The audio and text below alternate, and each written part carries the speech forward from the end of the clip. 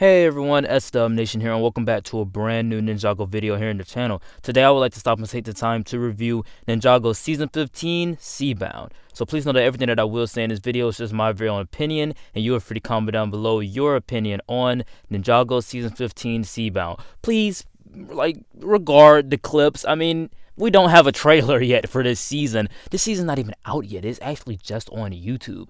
But since we don't have a trailer, I really didn't get HD clips for this season for you guys to watch, so you're just going to be watching not the best quality clips, but you will still be able to see everything. But don't forget to check out that Twitter that's going to pop up on your screen right now, and do not forget to check out that playlist up above for everything Ninjago related that I have on my channel. And without further ado, let's get right into our review. Appears to originate from deep below the surface. We're gonna figure it out. Mother and daughter working together. Surface dwellers in my tentacles! Stop! Like I said from that review of the first, I think, 2 to 3 episodes of this season, I was enjoying it from the start. And let's just move right into the good. And the good thing that comes to mind here is just Nia's arc. Nia as a character, she becomes the MVP of this season in a way that I actually liked her as the main central character this time. The story of her elemental powers and their origin definitely expanded the world of Ninjago and the series mythology as a whole. This season explained a lot of the plot holes with Chen and his staff, with him not needing water or wind to complete his elemental things. That's because water and wind weren't the elements that the first Spinjitzu master couldn't even command. It explains what Season 14 was trying to set up. Season 14, yes, I do think that is the worst thing to come out of Ninjago, but I gotta say, I finally understand how that connects to this season. But, I mean, that is kind of a mixed part. We'll get to that later. The relationship between Maya and Nia actually kind of felt organic. Like I said in that episode review, I actually like the relationship between them because, of course, Nia's gonna have resentment towards her parents. She didn't know them, so she's just seeing like this mom, trying to come in, trying to be this mom, but she can't really accept her as her mom because she doesn't know her. She wasn't there like Kai was when he was a kid. Kai was like 8 or 5 or even 10 when their parents left. I mean, Nia was 3, so I like the relationship between Maya and Nia and how they grow throughout this entire season and how each episode builds on that foundation of Nia and also her relationship with Maya and also Jay and just with people around her. I love Nia inside of this season, as I should, because it's her season. It didn't feel like it was trying to go the jokey kid route. It felt like it had great writing, it had great development, and it also had great setup in the beginning of the season, which paid off greatly at the end of the season. Maya worked for the story that they were trying to tell. The villain is very intimidating and actually gets what he deserves in the end, but I really did like the villain inside of the season, don't get me wrong. We are in new environments like the underwater kingdom where Kalmar is at. We have new characters, we're having new powers and new abilities that Nia can control. Like, she can talk to whales now, that's pretty cool. And every episode, like I said, sets up but also pays off something inside of the season.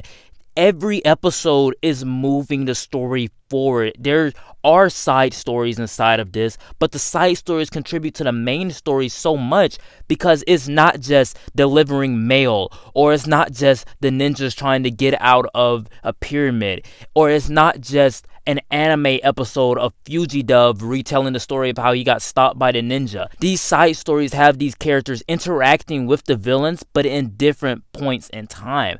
I thought all of that was pretty great. The action is still great like all of the Wild Brain seasons, just like the animation, but I love the location hopping. We have never seen this much location in a Wild Brain Studios season. I mean, we have Ninjago City, we have the monastery, we're going inside the interior of the monastery, we're going through the kitchens and the bathrooms.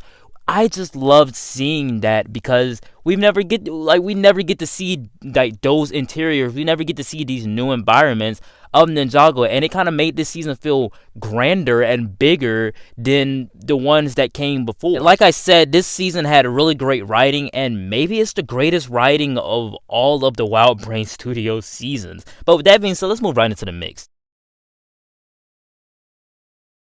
And the next thing that comes to mind here is that where do you go from here? I mean, what do you do with these characters? Where do you go with the story of Ninjago? Does it end here?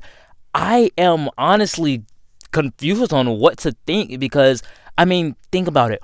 What is the state of Ninjago right now? It wasn't like how when Zane died in season 3, we knew that there was going to be another season after that. Like, we know there's going to be a season 16.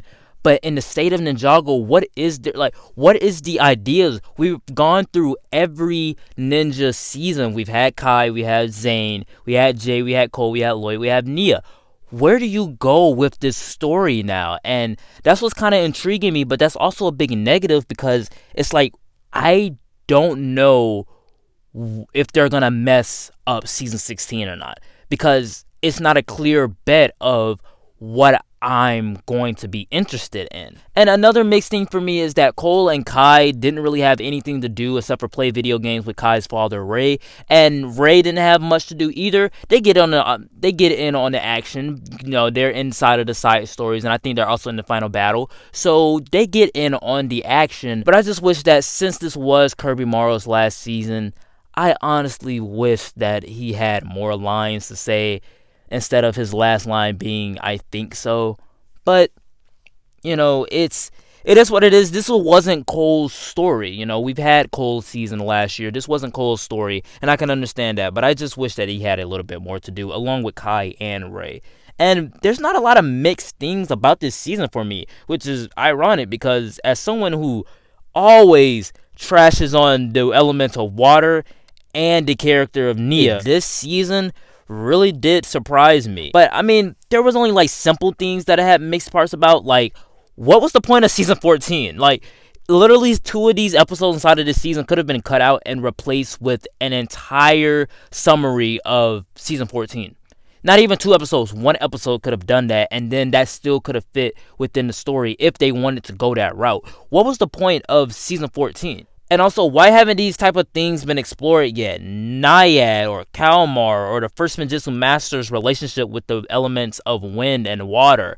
I mean, obviously, we've had teases of Wojira back in season 8, but why wasn't the first Ninjutsu Master's relationship between wind and water ever brought up by Wu? Even when Mistake was telling Lloyd about the Oni and the Dragon myth, why didn't she bring up the fact that, oh yeah, he can't control wind or water? That's kind of strange. Like, that's like a mixed thing about it. But all in all, I gotta say, I really did enjoy this season, and there really wasn't that many mixed things about it.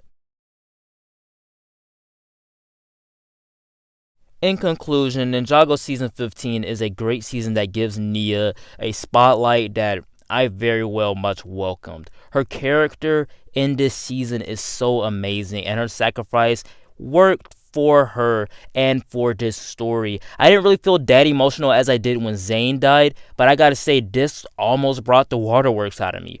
Her relationship with her powers and her mother is so dynamic inside of this season. That also helped close some plot holes, connect some dots, and also expand the world and mythology. I'm going to give season 15 of Ninjago an A, a 9.2 out of 10. And I would say definitely watch it. It's not the best Ninjago season to me. Still, I think that's season 8. But this might be the best Wild Brain season. Come back next week for that ranking. Alright guys, that was it for the review. Please know that everything that I did say in this video was just my very own opinion, and you are free to comment down below your opinion on Ninjago Season 15, Seabound. Please don't forget to check out that Twitter that's going to pop up on your screen right now. Don't forget to check out the links down in the description below for everything Ninjago podcast and also some other playlists down below. Like, comment, and subscribe, guys. Please don't forget to come back next week for all of the Ninjago Wild Brain seasons ranked. I'm not going to do a Ninjago seasons ranking until we have an official trailer for Ninjago Season 15 because I want to actually use an HD clip this time. But like, comment, and subscribe. With that being said, I'll see you all next time. Peace.